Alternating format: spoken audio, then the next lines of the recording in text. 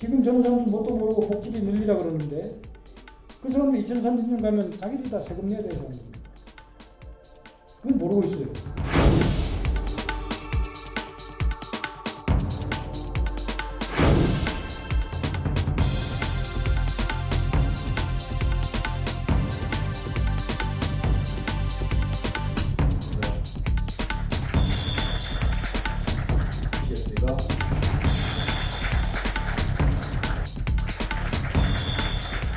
잘 아시겠지만 대한민국 최고의 경제통이고 정체통이십니다. 이 정권에서 언젠가 또 경제부총리도 하실 거고 대한민국 경제에 관해서는 우리 경력에서 보시면 나성민 의원님이 어떤 분인지 잘 아실 겁니다. 나성민 의원님 큰 박수 받으십시오. 오늘 또 부산에 또 유수한 기업인들 또 많은 중요한 분들 모시고 이런 강연을 하게 돼서 너무너무 저로서는 영광입니다. 오늘 강연은 좀 제가 가벼운 주제를 했습니다. 시민이 알아야 될 나라 살림 해가지고 많은 분들이 예상외로 나라 살림이 어떻다는 걸 잘 모르시더라고요. 그래서 제가 요새 대학 강연에서도 이것을 주제로 많이 합니다. 국민연금 또 군인연금 같은 건 이미 다 적자입니다. 다 적자고 그건 매년 정부가 예산 확정 과정을 좀 말씀드리겠습니다. 이제 정부가 예산안을 국회에 회계연도 개시 120일 전 9월 1일까지 제출하게 되었습니다. 이제 그 과정도 여러 가지 이제 복잡한 과정이 있습니다. 이제 기획재정부 예산실에서 각 정부에다가 내년도 예산 이런 식으로 짜라 하면 정부가 이제 쫙 올려보내죠. 각 부처마다. 그리고 올라오면 굉장히 많아요. 기획재정부에서 그런 이제 또 일주로 다 자릅니다. 잘라서 내려보내고 또 올라오고 몇 차례 걸쳐가지고 9월 1일 날까지 이제 정부 예산이 이제 국회에 제출되게 됩니다. 여기서 이제 끝난 것이 본회의에 이제 올라와서 심의 의결하게 됩니다.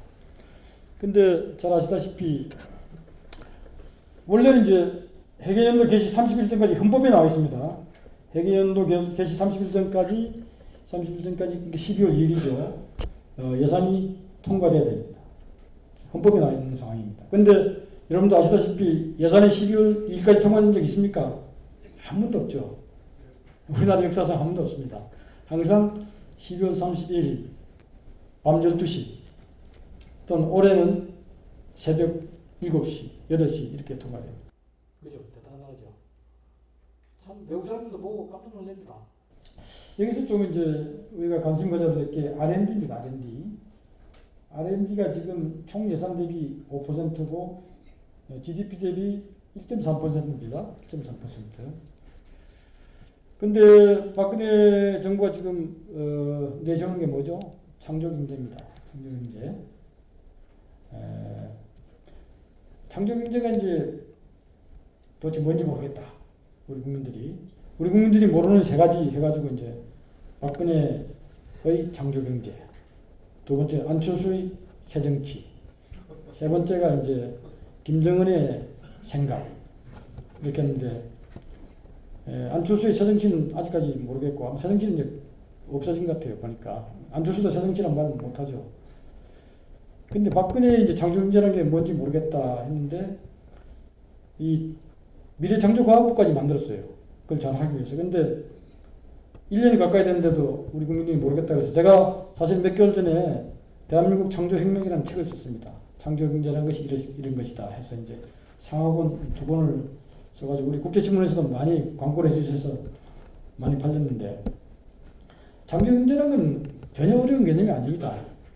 우리나라 경제가 그동안에 모방경제입니다. 모방경제. 선진국이 새로운 기술을 개발해 놓으면 그것을 이제 가져다가 싸게 또 질이 좋은 상품을 만들어서 수출해서 먹고 사는 나라죠. 빠른 모방 경제 국가죠, 우리가. 근데 이제 그렇게 해가지고는 더 이상 우리나라가 서바이브를 할 수 없다.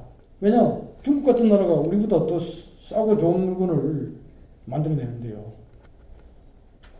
도저히 이건 안 되는 거죠. 선진국과 이제 경쟁해야 되는 것이죠. 그렇게 하기 위해서는 어떻게 되냐? 우리가 고유 기술, 새로운 기술을 개발해야 되겠다 하는 겁니다.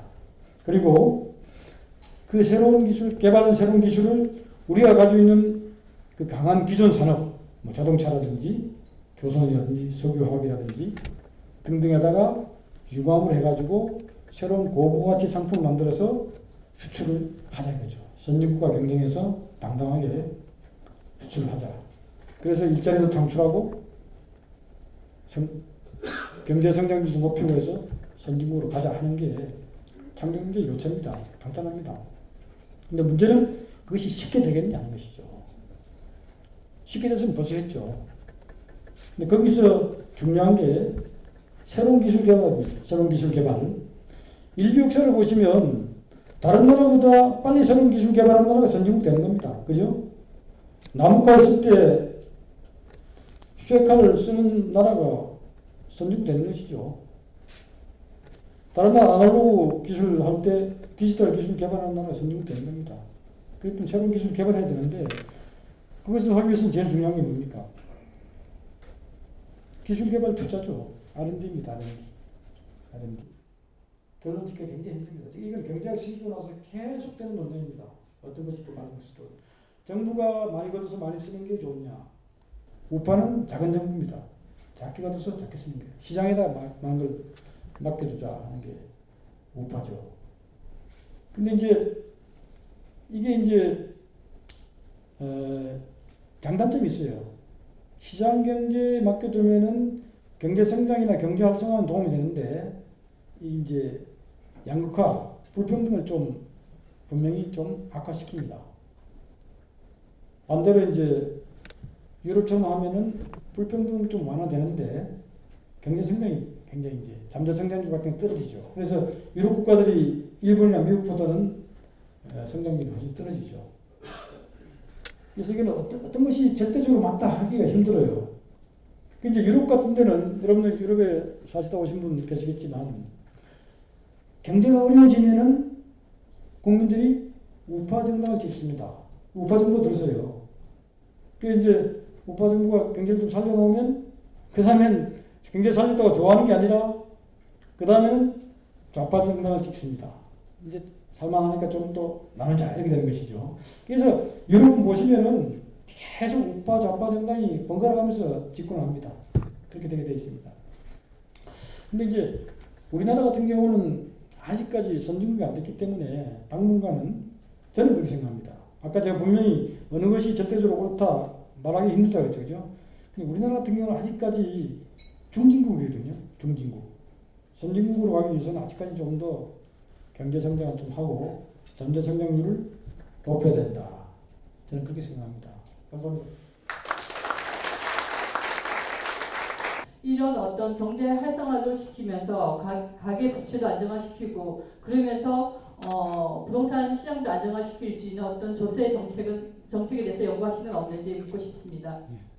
전월세 쪽도 가능하면 이제 매매를 정상화시키자. 쓸데없는 규제라든지 또 쓸데없는 세금이 있으면 그걸 이제 좀 정상화시켜서 하자는 방식으로 나가고 있고요. 결국 부동산이 정상화되는 것은 또 가계부채가 줄어드는 것은 경제가 살아나야 됩니다. 경제가 살아나면 가계부채 저절로 해결되는 겁니다. 부동산도 저절로 정상화됩니다. 경제가 살아나면 사람들이 집을 사게 하고 집을 사면 전세값이 내려가는 거예요.